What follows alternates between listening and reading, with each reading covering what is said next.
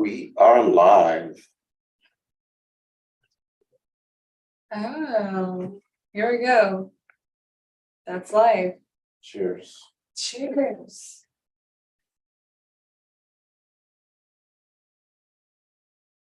So 2023 is skipping along very quickly. we're in the second month already, and we're like half there. I know, I know starting off in January, it never really kicks in or feels real that, time is going along or we're in a new year. But by February, it's like, damn. It's like we're really in a We're new really year. into the new year, there's a lot going on, whether it's in current affairs or like this, the war in Europe.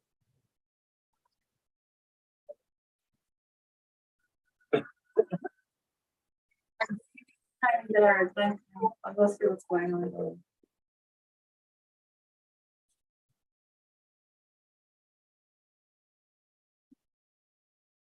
And we'll be right back. This is what you have to deal with as a family when you have children.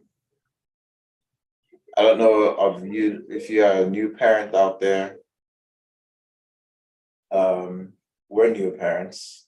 Our daughter is a year and a few months. We're learning. We're making decisions on how to navigate and move forward with raising her into a productive citizen, someone who's leading a happy life and pursuing her purpose. There are more tools available to us considering tech and social media and what's online on YouTube. But there's also a lot of negative influence. And as parents that are aware and we have our critical thinking hats, we have to stay on top of these things and make sure that we're being productive, we're gaining a lot of knowledge and preparing ourselves for the future out there, because we have these conversations a lot on how best to raise a child and how we can move forward as new parents. Yeah. And it's always like, how do we do this? How do you raise your child in a increasingly godless country? Oh, okay, so that's where we're going with this. I was gonna say there's so many different approaches. When you raise our child, because there's like just so many different variables here. But yeah, okay, so it's an increasingly godless country. There's so much negativity that's floating around on the internet that we're just constantly having to deal with. And it's like, personally, I'm thinking, well, the best thing to do is to homeschool. The next thing to do is to make a lot of money that we can get a farm somewhere out far away from the degeneracy.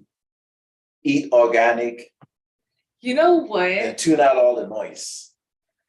In the olden days, that's like what they did, right?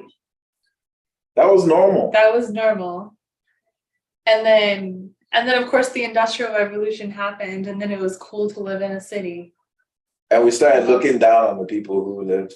Yeah, like they're uneducated people, they're poor, they're this, they're that. And now we're just like, I think they're probably healthier and happier, and they get to live life their own way. Yes. And they get to, what do you mean uneducated? You're uneducated, you just don't have the same institutional education or programming as the rest of the country who works jobs. Uneducated, I didn't say uneducated. Well, no, I'm saying that like usually people think of people who do that as uneducated. Yeah, I think that was the perception. I mean, growing up in the 90s, early 2000s, in our era, there was that perception that if you are in a farm if you're out in the country that you are uneducated. And 9 times of the most likelihood you were uneducated in terms of like um traditional, like going to college and your 4-year college and your traditional education. But Yeah, traditional institutional learning that they want everyone else to learn. But if you think of the point of why they want us to learn all these standards, so that we can, make the country move, so that we can work the jobs the and right, be middle class. the question now becomes is what is education? I think that our definition of education has to evolve because now you have to zoom out and understand that we have to treat each other from a whole person perspective, Mhm. where it's not just your metric of success is not how many degrees you have or the title of the institution that's on your degree. You don't need permission to be an educated individual. You can be an educated person in organic foods or farming or craftsmanship, or you can be educated in any niche. Mhm. And we have to get to a point where we respect that and we reward that. Also, like, we're conditioned to believe that education, it comes from the degrees, and like there are certain standards of education that you have to reach, with your that's the degrees are the proof that you met certain standards. Mhm. So how well has that really served us compared to like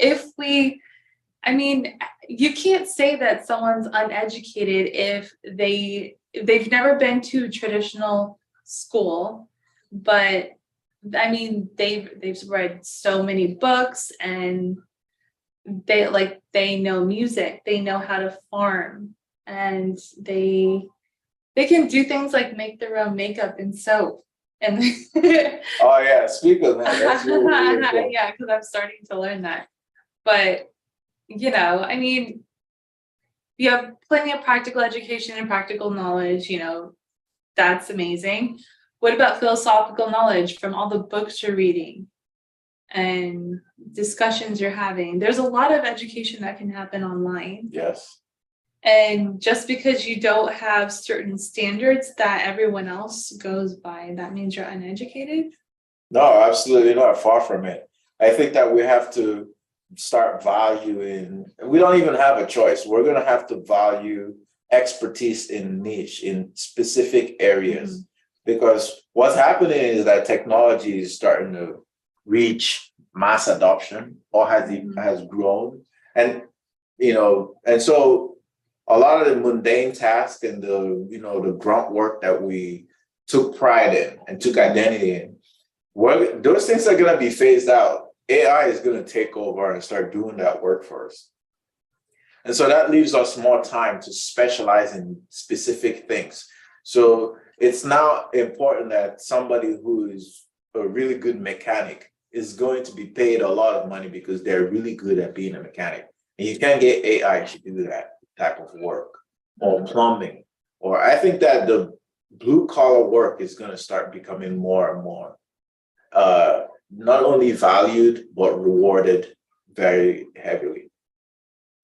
So it used to be that if someone was a good, if you were not good in test taking in school, and it's still like that to some degree, if you didn't have a good SAT score, I think it is like that. Everyone looks down on you and calls you an idiot. Yeah, no, I think it's still like that as far as I know.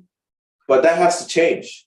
Right. Because just here in Florida, to hire a contractor is very expensive if you can even find a good contractor. Mm-hmm. And more people are preferring, or young people are preferring to stay on and create YouTube videos or do remote work. Because it seems like that's the only way you can actually create a lifestyle with work. And I think that's what people want. It's not so much the money anymore. If you can make money doing so many different things, now you need to narrow it down to more of lifestyle. Yeah. Because many different jobs out there are going to force you to sacrifice your time and your effort. Right. And I mean, it's not even so much as clocking in and clocking out every day, they're gonna make you take work home. It's like they own you. So I mean, that's how it's always been, but you're saying that that's going I to, think it has to change Yeah. because I I think that maybe the older generation valued that a lot. I guess they took pride in that and it's being forced because it's always been forced on every generation going forward. But I think the millennials, especially the Gen Zs, right, because they're in the workforce now, they're all like starting to graduate college and get out there and start their careers. And I mean, because I'm on LinkedIn a lot, and I am in like the, I guess, job seeking space and HR and administration, because healthcare administration. And since I'm, in this, I'm playing this role where I'm trying to help people prepare for the workforce. I'm trying to help students get their jobs. yeah, So I'm seeing a lot of content. I'm always being part of this content on LinkedIn about, jobs that need to become lifestyles. And it's not so much about the money. I mean, money's important, but if your needs are taken care of, it's really about the workspace and the work culture and the respect that you're given as an employee mhm. for giving them your time and all of that. So a lot of people in the workforce are not just looking for money anymore. Yeah. Money is not enough. Money's not enough. What are the things that you're seeing that they're asking for, expecting for their employer? So they're asking for work culture that fosters respect and inclusivity. And inclusiveness, like that's not just diversity.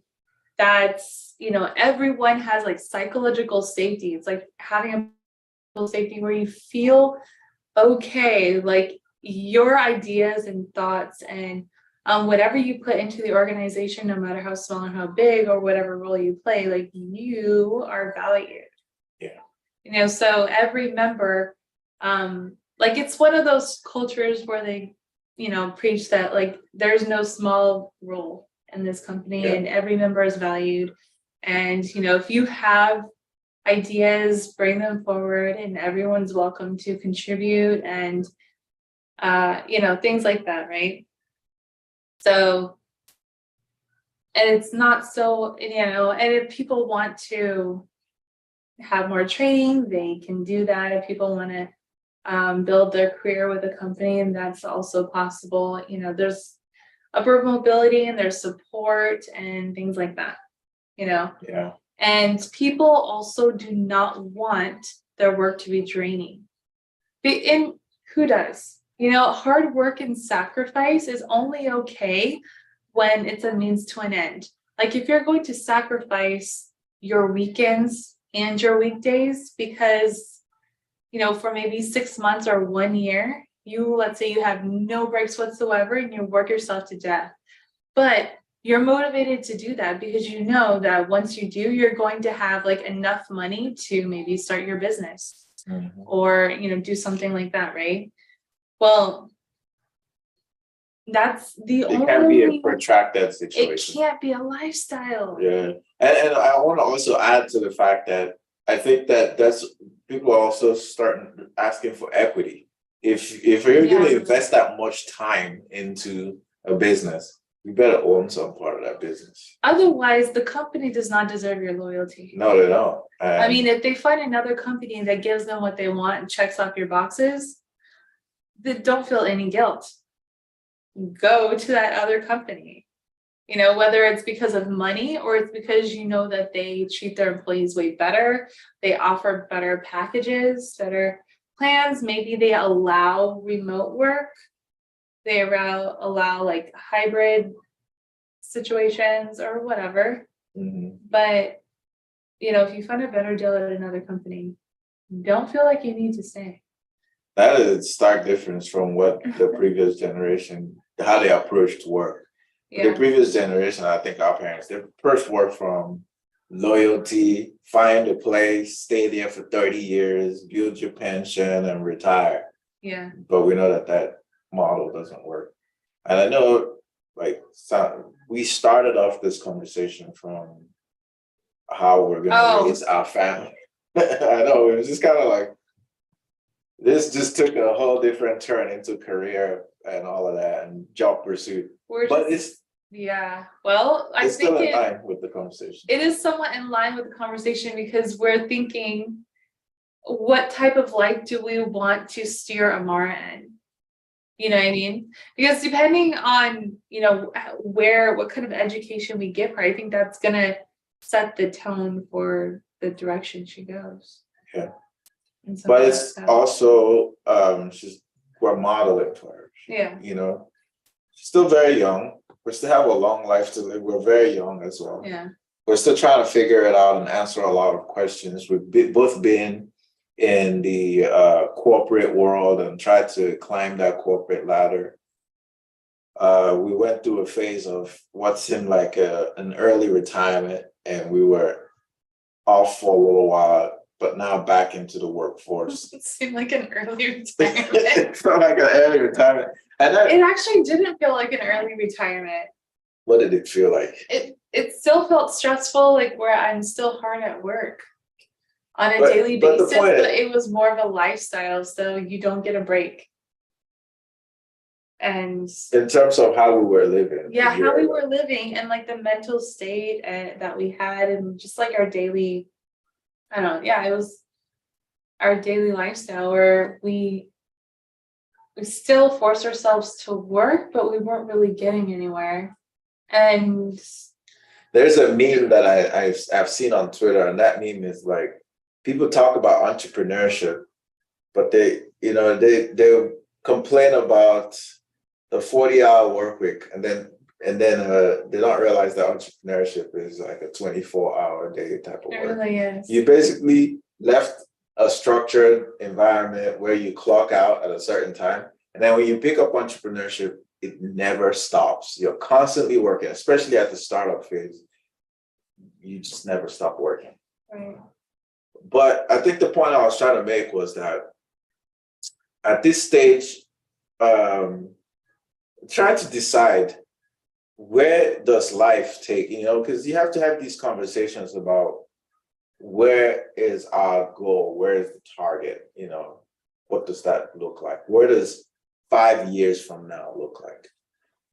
And in my opinion, I think that because of the degeneracy that I'm seeing in the American culture and what seems to look like a significant drive towards extreme left, extreme ultra liberal views, which we're progressives in general, but I buy into this ultra godlessness that we're starting to see everywhere. Mm.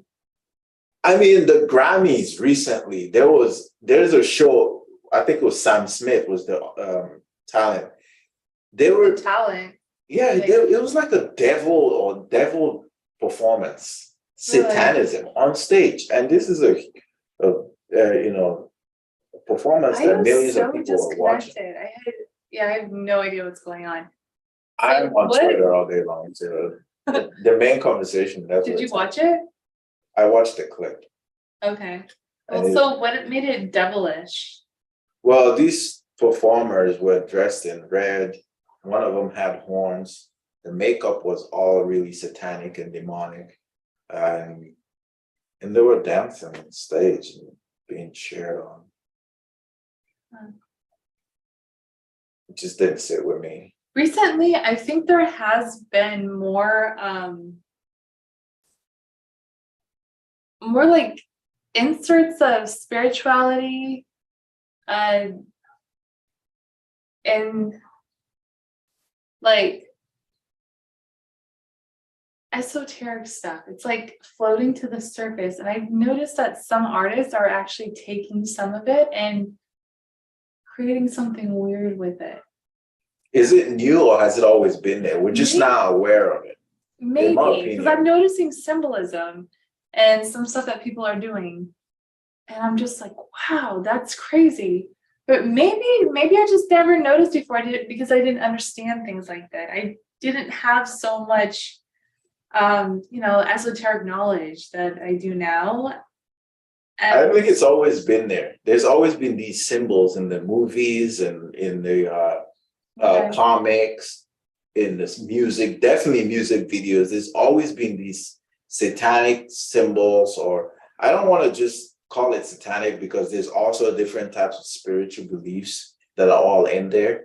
But the general theme is that there's a ruling spiritual power, and they're trying to program the general public to buy into that idea of debauchery, materialism, I agree. breakdown of family, godlessness, like don't believe in God, like pursue money as a religion, like those things. You can see the theme in everything, like separate yourself from your organic self, eat bad food, don't grow organic food, don't work out, sexual promiscuity, genderlessness, like all these things are being pushed. And if we that grew up we have our own beliefs, and if the mainstream media is forcing us to buy into these ideas that we don't like, what is our, what's our recourse? What do you do when mainstream media is forcing you to buy? And mainstream media is not just mainstream media, they're like pop culture. And pop culture, the tech companies, they control the social media that kids are watching. They control the movies that we're watching, Netflix, Hollywood. That's the left-leaning, ultra left-leaning media. And we're being forced to consume that. How do we, and if you don't believe in that, how do you chart a way forward? Well, to be honest, I think I've unplugged a lot. Well, we have. So keep going. We we're doing it. We have a plug. We don't watch most of it. We hardly watch any of that. Our YouTube feed is very curated to entrepreneurship, and recently just a bunch of like, I don't know, what do you want to call it? What category would that be? Like spiritual stuff? Spirituality, research, organic growing, microgreens, learn how to make your own makeup. and soap making. Making your own soap at home. Just doing investing, lifestyle stuff. Real estate investing, options trading, crypto, freedom. And I think that if you curate your content, just focus on those types of content. I feel like the content that we consume, it's not necessarily just for entertainment purposes. We're not going to fantasy land.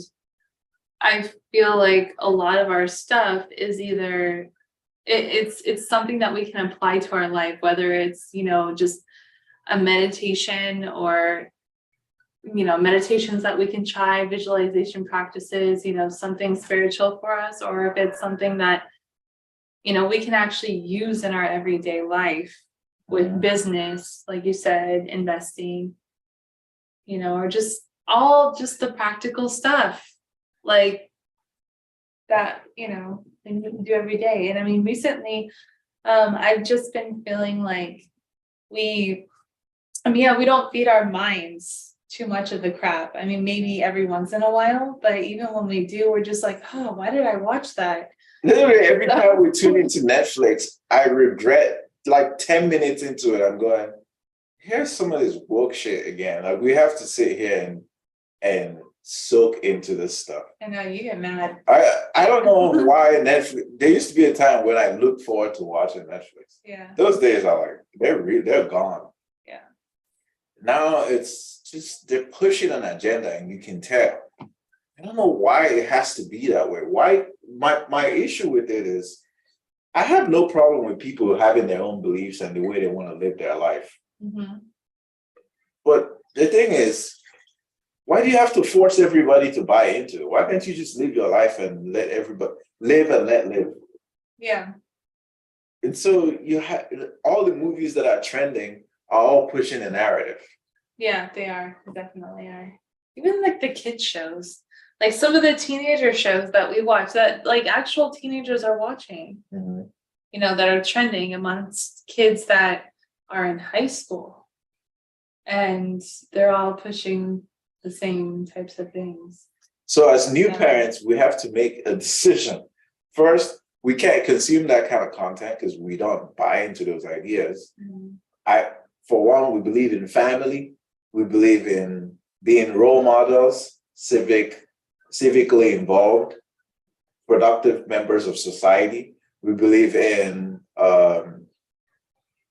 earning your keep, being servants of society, like giving back to the environment, giving back to people, positive vibes. Positive vibes. Right? Yeah, I would say that. And we also believe in you know, like taking care of yourself, not putting crap into your like self-nurturing things. Like we believe in nurturing our minds and our bodies and our souls. Right? Because you know, how can we live a wholesome life if we don't take care of every part of ourselves? Which is why I started making my own makeup. Because I really got tired of like, I know how bad the makeup is, and I know it's expensive. It's not even cheap. That foundation that I get, that I have to buy from where? 3 times a year, because I don't wear makeup too often, but 3 times a year I have to buy it because it, you know, it runs off. There was a brand. I can't remember. Well, it's $50. Yo, like this is the challenge here. The makeup industry is a multi-billion-dollar industry. Target. And they tricked us into making sure that we all go, oh yeah, Walmart stuff or like drugstore brands. That's cheap trash. Like we have to buy the high-end stuff at Sephora and Mac. So all like everything $50 and higher is what you're looking at. And all like imagine girls who wear makeup every single day, who have to have the foundation that matches and like, you know, is right. Yeah. And it's always at least $50. And then you have everything else because, you know, your eyebrows and your eyeliner has to be on fleek or whatever they say. Come closer. Well, you know, everything has to look good. It's better. And be perfect because, you know, beauty influencers have really taken makeup up like levels upon levels upon levels. So the techniques and makeup products are just like up there. And when you watch these makeup tutorials, you're just like, wow, how do they put so much product on their faces? Like it's insane. So much product. And then when you take off and you do skincare and you're cleaning your face, there's tons of different products you have to use for that too. And when I actually get down to it and I'm looking at all the ingredients, first of all, I don't understand any of these ingredients because it's all just like a bunch of chemicals to me. But sometimes I go, you know what, we're going to figure some of this out. So I'll take maybe a product. And I'm like, all right, I'm going to look up each product and the ingredients, and I'm going to see what it is, if there are any side effects, whatever. Okay, what I found is that almost everything that we do use, I've only taken just a few random products that we have, but a lot of these products use the same ingredients or similar ingredients, you know. So a lot of the ingredients that we have in our products, the side effects usually have something to do with degenerating like our nervous system. Really? Yeah, it's always something to do with brain damage and our nerves. And if you go in deep, it like will cause like Alzheimer's and dementia and things like that, right? Yo, really? Yeah, memory loss. I wonder if people actually know this. Why would people? If people know this, do you think they're gonna be like, yeah, but I still have to do it? Let me beat this into my skin. Because the thing is, maybe people are thinking, oh, well, if it's just a little bit, who cares? It's not going to hurt you. But most girls have been wearing makeup since they were 13. Yeah. Right? Yeah. I'm 35. And So you've been wearing it most since of 13, my, since since teenage. 13. So most of my life I've been wearing makeup. Don't you think that accumulates in your body? And a lot of these chemicals, they don't just leave. Yeah. Okay, so we're constantly putting them in our body. And it's not just in our makeup, because it's in our body wash, it's in our toothpaste, it's in our hair care products, it's in our skincare products, it's in our lotions, everything. Okay, we have chemicals in everything. So almost everything does something to the nerves, right? Mhm. Something bad to your brain. Okay. And your brain is one of your most important organs, right? Brain, heart. And the other important organ, actually, they're all super important. I shouldn't even be like putting them in a hierarchy, but another organ that it seems like. So when you found out the chemical, what made you even start looking up those chemicals to begin with? Did you have any reaction? I always feel like I always feel like I'm putting stuff into my body. I don't know what it is, and I'm pretty sure they're all chemicals. Like something has always been telling me that, almost everything we consume, is not good for us. Almost everything, from the chips we eat, to the soda we drink, to the cereal that we're feeding our kids, to everything we're putting on our body topically. It's all bad. It's all toxic, right? I mean, we watch documentaries and like people just say this stuff. Well, I decided that I'm going to actually understand, instead of just give it like a blanket statement and be like, yeah, I know it's not that great for me, but what are you going to do? No, I'm going to actually get into it. And then I'm going to feel bad for a minute and realize what kind of problems I put on myself. Like and then I'm going to make a change. I'm going to look at the man in the mirror. Okay. So I'm gonna look at the woman in the mirror. Don't worry, I'm not a gender bender, whatever you're saying. I'm quoting Michael Jackson, so anyway. So I was reading all those. Another amazing thing that I found, that I realized that a lot of these products seem to be really attacking. Okay. And it's probably the cause of a lot of my issues that I've had medically, because I'm usually very healthy, but I've had a few problems, major problems, having to do with fertility, my reproductive tract. And what I've noticed is that a lot of these products cause infertility, they cause birth defects, and they can cause just issues with fertility. That's wow right there, right? Yeah, because fertility. If you pay attention to the messaging when it comes to reproduction, first of all, younger millennials and the Gen Zs, you're starting to see a lot of them not wanting to start families, don't want to have kids. But when they do want to, they all have problems with fertility. Why do they have problems? Our mothers did not have problems. Our parents were like pumping out babies like every other year. My mom would be like, darn it, I'm pregnant again. Like that was my whole childhood, like just kid after kid after kid. And it seemed like most parents had the same thing going on. It's just like, oh, we're pregnant again. Oh. So it's got to be something in the food, and just like you said, something in the makeup. I don't want to be labeled as a conspiracy theorist, but it seems like they're doing this intentionally, because they're hitting us from every angle. Right. And it's not just that either. Oh, another thing that that was on the tip of my tongue and I couldn't say it a minute ago. Another thing that these products are doing, that has to do with reproduction and everything. They're messing with our hormones. And for women especially, exactly. Progesterone problems.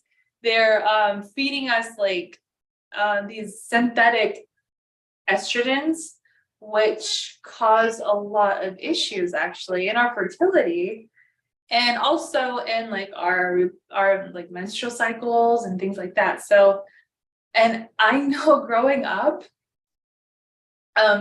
like my teenagerhood and my early 20s, my periods were insanely painful. Like I can't explain to you, like oh my God. Like if you talk to like my brothers or my dad, like everyone knew when when you were going through when your I was menstrual going cycle. through my menstrual cycle because I was a mess. I would literally lay on the couch and just cry for hours. And Hey baby, it's okay.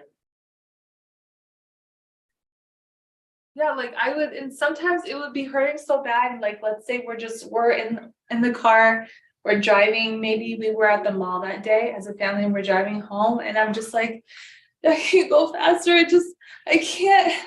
And I would be sitting in the chair just crying, and then I would curl up into a ball and just start like breathing, like trying to do some kind of like breathing exercise. Little did I know I was meditating, because there were when I would do this breathing thing that it just stumbled upon me. Like I just started doing it. Like my entire body would just vibrate and my mind would go to like I always felt like I would leave my body. So I left the pain. And that's why I would just do that. When it gets too much, I have to just like, and then the pain, like I would leave. Was it unrelieved by pain medicine? Oh, okay, here's another thing. I always felt like any kind of drug is bad for you, because I would be like, oh, I don't want to put chemicals in my body unless I have to. So even back then, I was young, and these are just some crazy ideas that I had, but I always felt like the pharmaceutical industry and Tylenol and all these companies are out to get us. Like they're doing something. You didn't like pain meds. I remember you didn't like pain meds. Yeah, I never take Tylenol or anything. I'd be like, my head hurts, and you're like, did you take Tylenol? I'm like, no. But yeah, I usually don't take over-the-counter drugs unless it's absolutely necessary. So yeah, during that time I didn't, but then sometimes I would go through like a period where I'm like, you know what, just screw everything. I don't care about these rules anymore. I'm just gonna like just pop Midol in my body for the first 2 days, because those are the worst days, the most painful days. And then after that, I don't do anything. Well, let's reel this back. We're talking about how to raise menstrual how to cycle. raise Amara in an era of degeneracy and godlessness, where there's clearly a message of don't have a family, pursue your career, boss girl, boss whatever, you don't need a man. Consume chemicals all day. Just like debauchery and do all kinds of crazy things, and then you're gonna be fine. But we find out that it's not working. People are the most depressed. It's crazy how we're probably in the best time in history in terms of resources, technology, and yet we're the most unhappy.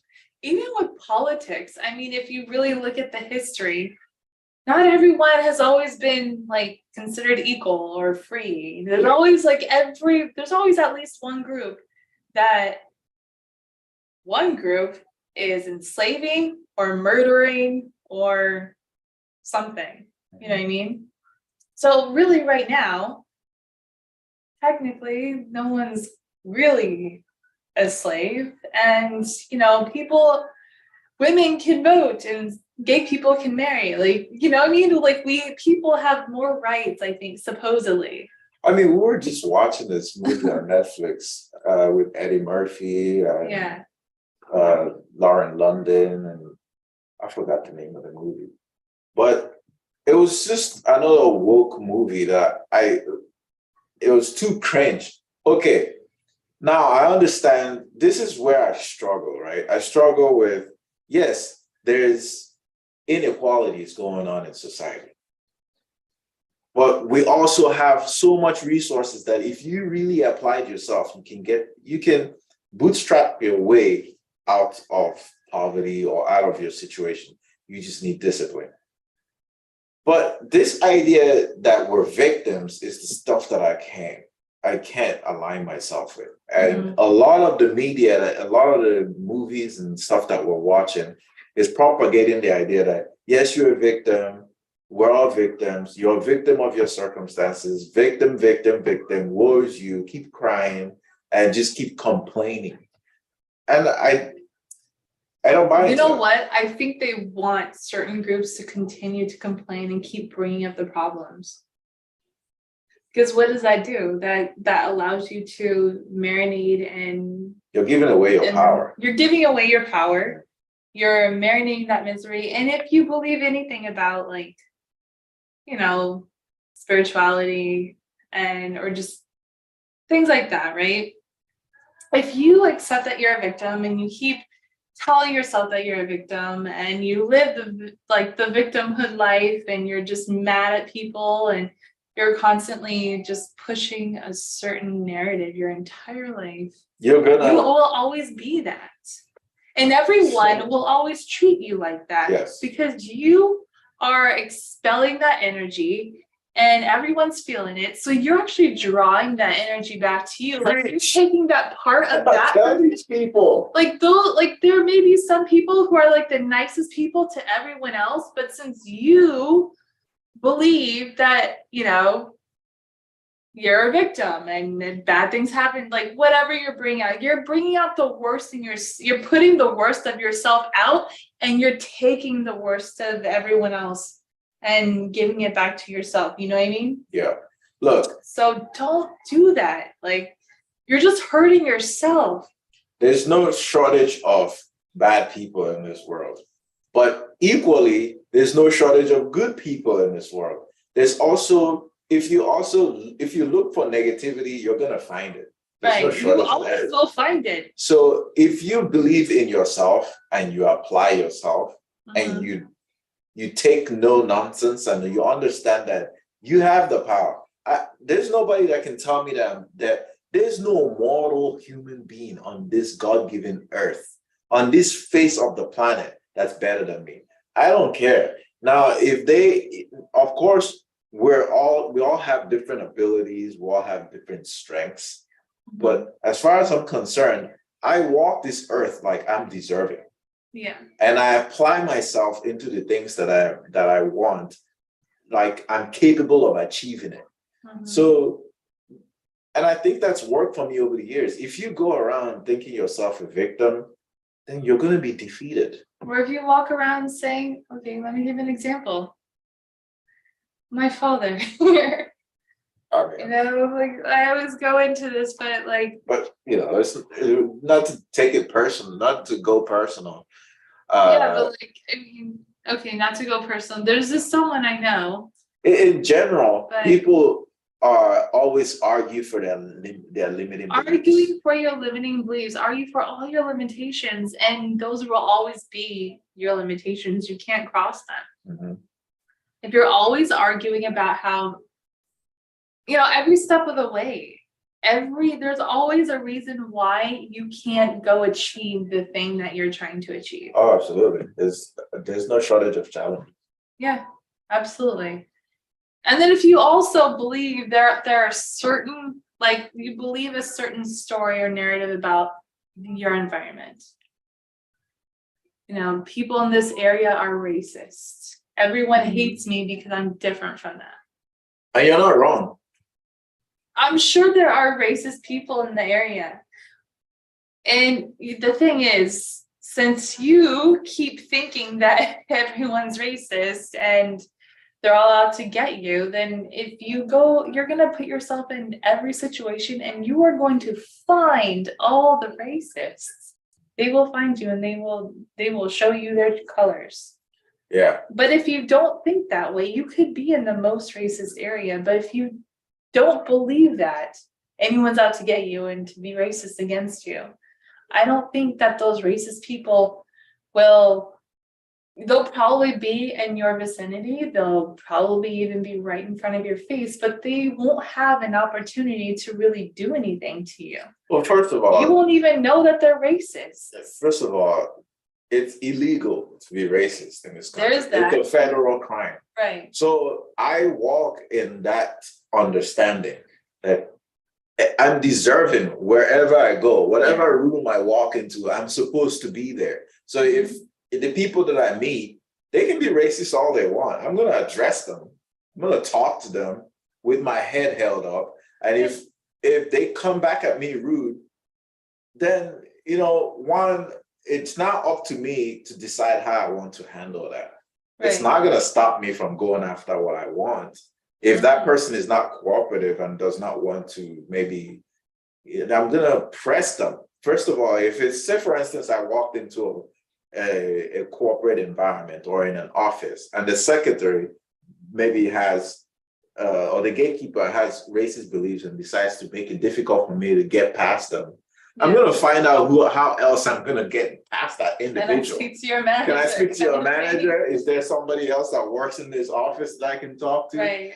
There's absolutely no reason why I'm going to let this one individual and their misery stop me from my success. Right. And I think that if you approach all situations with that mindset, yes, you're going to meet obstacles. There's no shortage of obstacles in every journey.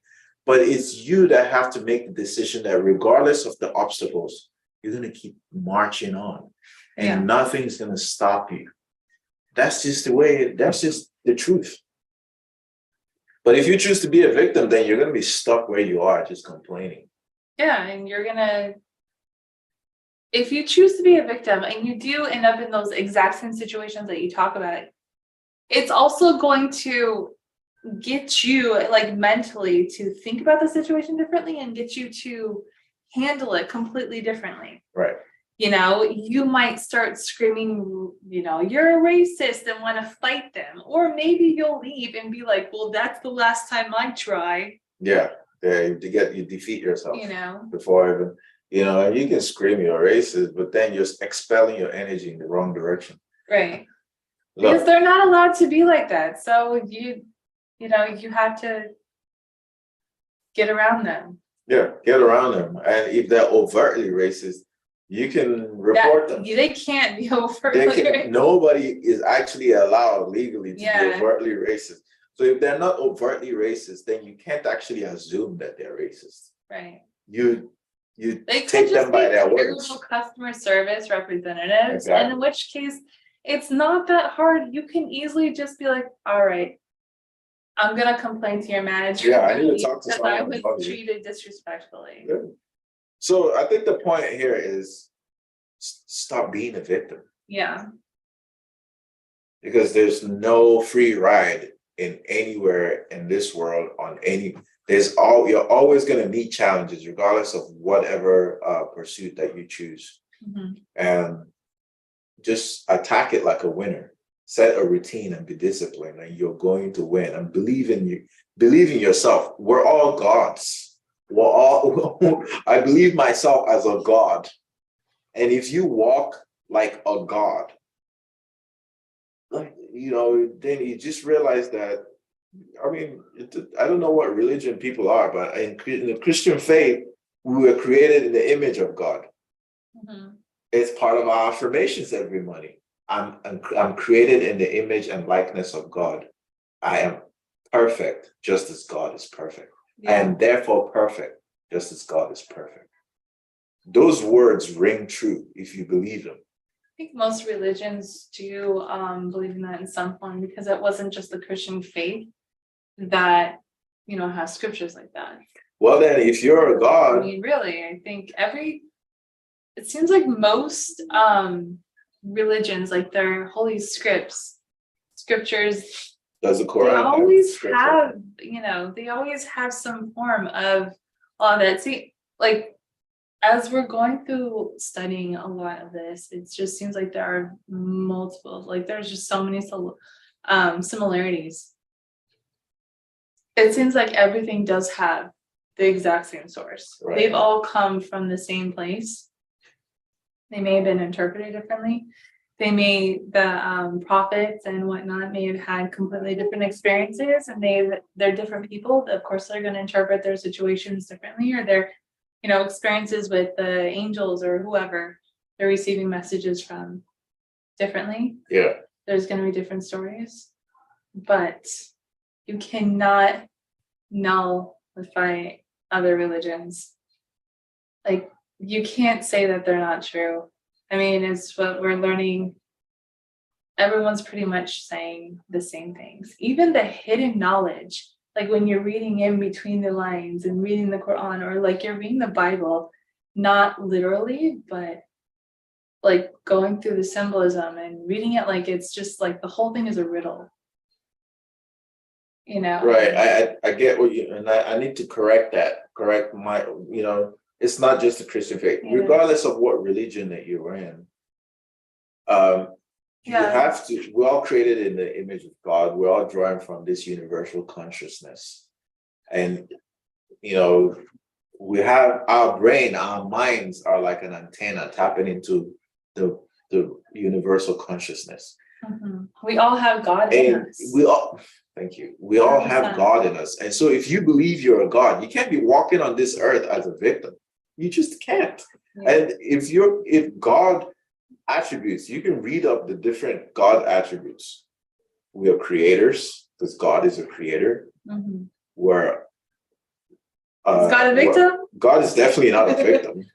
God doesn't sit around there and complain and blame everybody else and their environment for their problems. No, you take charge and you become a master of your own fate, a captain of your soul. Right. You determine where you're going and you get on that journey and get on that path and you keep walk. It's not going to happen You overnight. also don't destroy people and you don't put other people down either. Yes. So does God love everyone? And does God lift everyone up? Yes. Does God raise vibrations? Is God like positive energy always? Yes. Like just so yes. Power. It's all light and power. And so if you know what those God attributes are, then strive to adopt those things. Embody them. Embody those things, absolutely. And that's the ultimate that's basically the summary of it. And so when I see some of the messaging in these movies and the political discourse, I'm just disappointed. I'm going, well, where do these people think they're going to go with this victimhood mentality?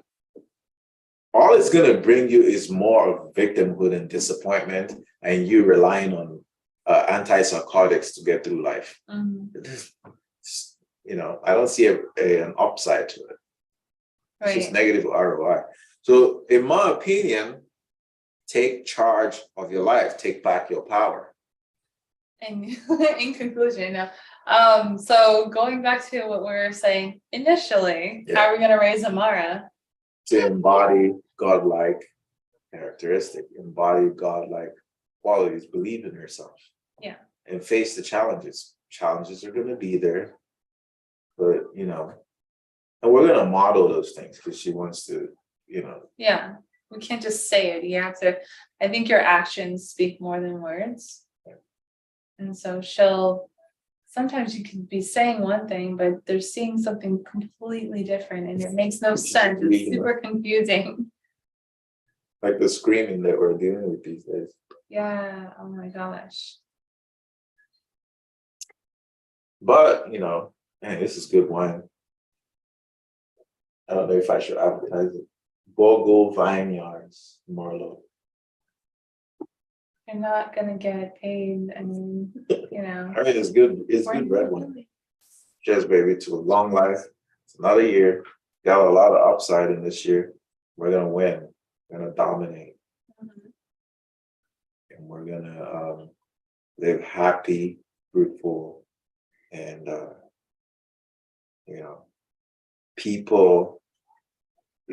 people's negative reactions are not gonna affect us. Our environment is calm and nurturing. Our environment is calm and supportive.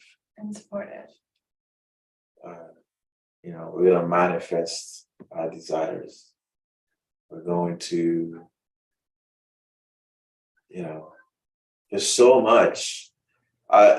Everything that we think that's negative about our lives, we just put it away, and we accept all that is good. We're going to radiate love, and others will reflect love back to us. Yes.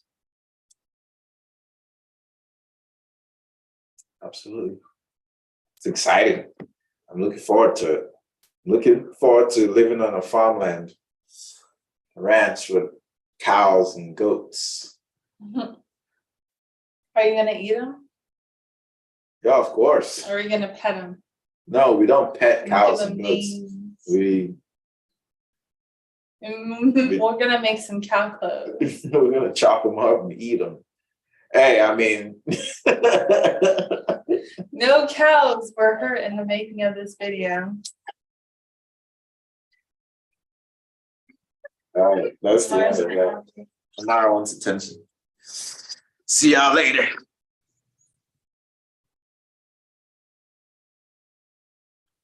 How do you shut this thing down? You can just press N